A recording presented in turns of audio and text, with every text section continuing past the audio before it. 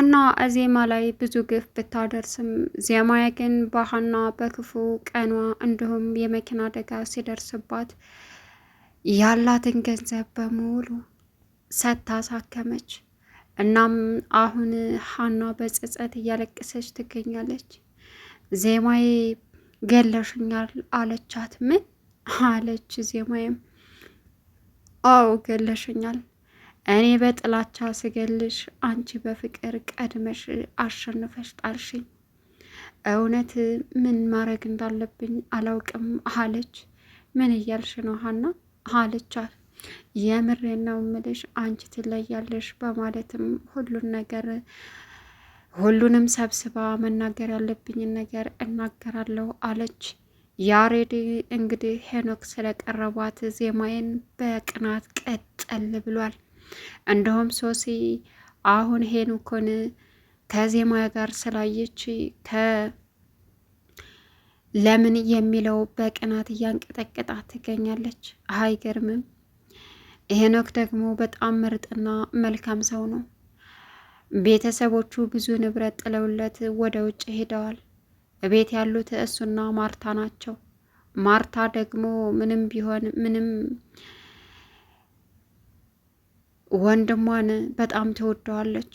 እናም አሁን ማርታ ወደ ክፍለ ሀገር ሄደች። ሀና እናቴ እንዳትሰማ አለች። እናቴ ከሰማች በጣም ችግር ነው። እናቴ ውጭ ሀገር ዘመድ ታሞ አባቴ ታሞባት ሄዳለች ልታስታምም። ልጅሽ እንደዚህ ሆነ ከተባለች በድንጋጤ ራሷን ታጥፋለች በማለትም ዜማዬን አስጠነቀቀቻት። ለሰራተኛም ቢሆን ደህና ናት፣ ለሙዚቃ ለመስራት ወደ ውጭ ሄዳለች፣ ሌላ ቦታ ሄዳለች ብላችሁ ንገሩ አለች። ዜማይም እሺ ብላ ሰው ልካ ለዛች ለሰራተኛውም ሆነ ለቤተሰብም እንድነገር አደረገች። በስተመጨረሻ ግን ይዛችኋት ውጡ ሲባልም በጣም ብዙ ገንዘብም ሐኪም ቤት መክፈል እንዳለባቸው ጠየቋቸው። ከዛም ከእኔ ውጭ ማን ሊከፍል ይችላል? እዚህ የምታያቸው ሁሉ ገንዘብ የሚከፍሉ አይደለም አለ ያሬድ። ግን ደግሞ ሄኖክን ወረቀቱን ተቀብሎ ሲያየው በጣም ብዙ ብር እንደሆነ ሲያይ ደነገጠ። ከዛም ሄኖክን አማከረው። ሄኒ አንድ ነገር ላማክርህ አለው። ምንድን ነው? ሀና ደህና አይደለችም እንዴ አለው። እሷማ ምን ትሆናለች? እና ምንድን ነው? ገንዘብ አለ ታበድረኛለህ አለው። ስንት ነው ሲለውም በቃ አላደ አለው። እሺ ምንም ችግር የለው አለና እንካየው ብሎ ወረቀቱን ሰጠው። ሄኒ ወረቀቱን ሲያይ በጣም ጨነቀው። ብዙ ብር ነው። ከዛም እኔ 4,000 ብር 2,000 ብር መስሎኝ እንጂ ይህን እኮ አልችልም። እስኪ ቆይ አንድ ድል ሞክር ብሎ ዘመድ አዝማር ጋር ደውሎ ሲጠይቅም በፍጹም እኛ ገንዘብ የለንም አሉት። ሄኒም አጣሁኝ አለ። ዜማዬን ጠይቃት እንዴ አለው ሄኒ። ምን ዜማዬ ከየት ታመጣለች? ምንም እኮ የላትም አለ። ሰላም ውድና የተከበራችሁ የቻናል ቤተሰቦች እንዴት ናችሁ? ላይ ሰላማችሁ ይብዛልኝ። ለዚህ ቻናል አዲስ የሆናችሁ ሰብስክራይብ ያደረጋችሁ ቪዲዮውን እስከ መጨረሻው ተከታተሉ። የፍቅር ዜማ ቀጣይ ፓርት ይዘን መጥተናል ማለት ነው። እንግዲህ ዜማዬ ብዙ ነገር አድርገውባታል። እናም ፍቅርና ሀና እየተመካከሩ ብዙ ግፍ አድርገውባታል። እናም ዛሬ ፍቅር እባክሽን ዜማዬ ይቅርታ አላት። ዝም አለችው። ይቅርታ አድርግልኝ፣ ብዙ ነገር አድርጊያለሁ። እንደዚህ መጨካከናችን ከቀን በቀን የዋጋችንን እየሰጠን ይገኛል ዜማዬ ስላትም፣ አንተ ሰውዬ ለምን አትወኝም አለችው። ይቅርታ እባክሽን አላት። ይቅርታ አድርጌልሃለሁ አለች። ከዛ ያሬድ እንግዲህ የዜማዬ ሁኔታ ግራ አጋብቶታል። ያሬድ ትዕግስት የሚባልም አልፈጠረበትም። ነገሮችን እንደመሩሽ ብቻ ነው የሚራመደው። እናም ዜማዬ ከሄኖክ ጋር የሆነ ነገር አላት ብሎ ያስባል። ከዛም ሀና ሕክምና ብዙ ብር ሲጠይቃቸው ሄኖክ ዜማዬ ትጠየቅ ሲልም ያሬድ ግን በፍጹም ዜማዬን ብር እንድትጠይቃት አልፈልግም አለው። ምክንያቱም ለራሷ ምንም የላትም። የቤት ኪራይ እኔ አይደለሁ እንደ እየከፈልኩ ማኖራት አለ። ምን አለ? ቢሆንስ ሊኖራት እኮ ይችላል ሲልም ሄኖክ ተናገርኩ። ምንም ገንዘብ የላትም ምንም አይነት ገንዘብ እንዳትጠይቃት አለው። እሺ ካልክ አለ። ቀጠለና ዜማ የመጣች ምንድን ነው አለቻቸው። ምንም። ከዛም ሄኖክ ግን እሺ በቃ ይቅርታ አልነግራትም፣ በእኔ ፊት ድጋሚ ገንዘብ ስትጠይቃት እንዳላይ፣ ወይስ እኔን ለማሳጣት እየፈለክ ነው? ማለቴ እኔን ዝቅተኛ ነጥብ እንድትጠል እያደረግክ ነው እሷ ፊት ሲለውም፣ አረ በፍጹም እንደዛ ከመሰለህ ችግር የለውም። አንተ ልጅ ግን ጤነኛ ነህ አለው። ስለ ጤናዬ ትናገራለህ እንዴ?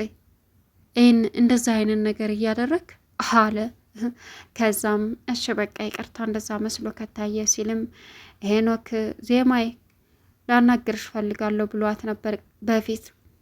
እሺ ሄኒ አሁን መጥቻለሁ አለችው። ዶክተሩን አናግሬው ለሀና መድኃኒት የሚሰጥባት ሰዓት ስለደረሰ አለች። እሺ ላናግርህ፣ አናግረኝ አላልከኝም ስትለው አይ ምን ሆና ነው ብዬ ነው አለ። ከዛም አለችው ሲልም ደህና ናት አለች። ቀጠለችና ዶክተሪቱ መጣች። አሁን ለሀና ትልቅ መድኃኒት የሚገዛበት ወይም ደግሞ ብዙ ብር ያስፈልጋል አለቻት። ዜማዬም ስንት ብር ነው አለች።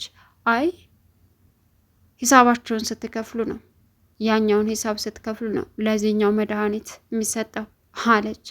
እሺ ያኛው ሂሳብ ስንት ነው አለቻት ዜማዬም።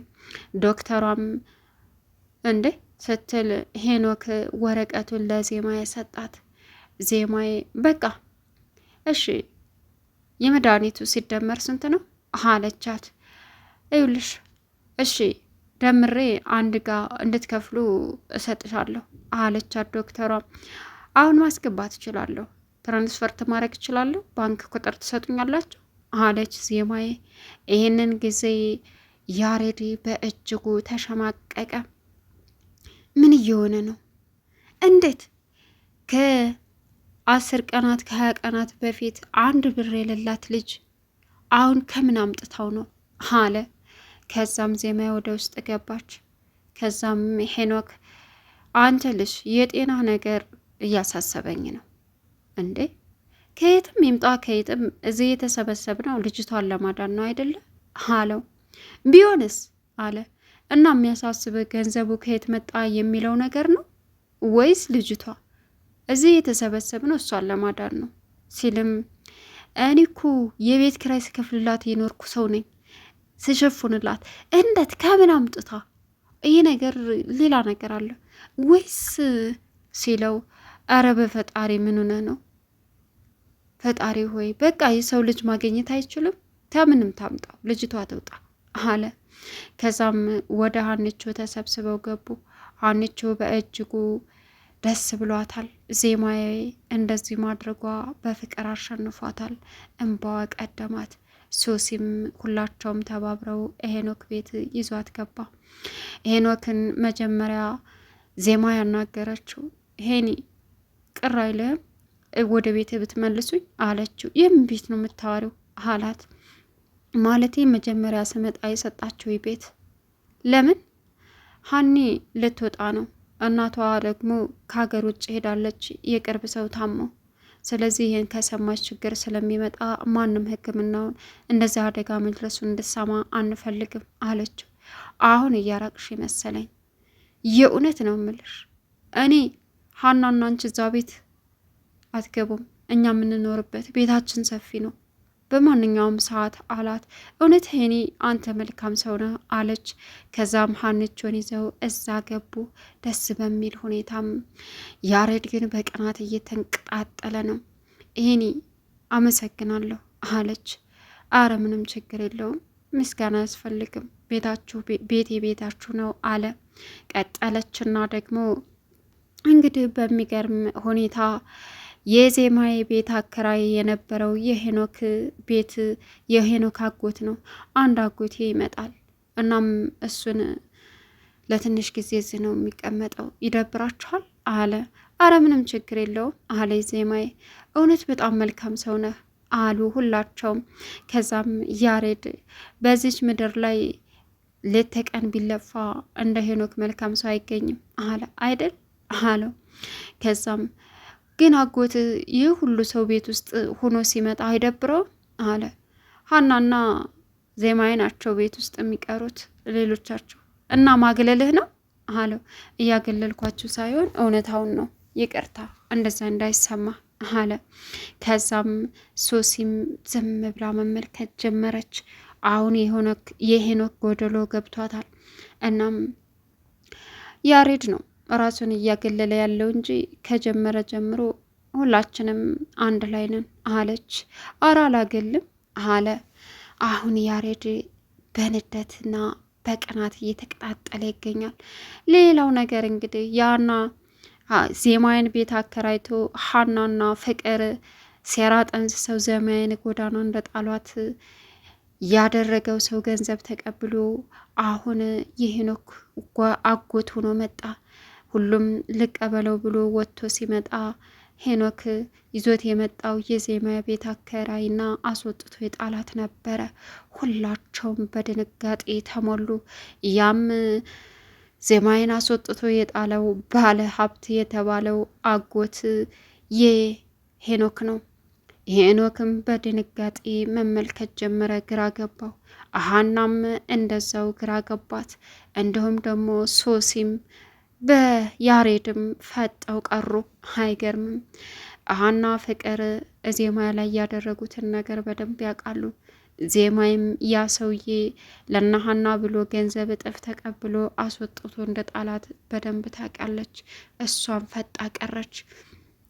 ሀና እንግዲህ እምነግራችሁ ነገር አለኝ በማለትም እያወራች እያለ ነበር የሄኖክ አጎት የመጣው።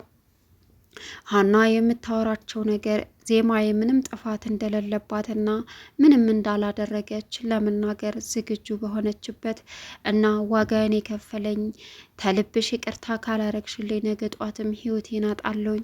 አንቺ ንጹሕና መልካም ሰው ስለሆንሽ ነው አሁን እኔ ዋጋዬን ያገኘሁት።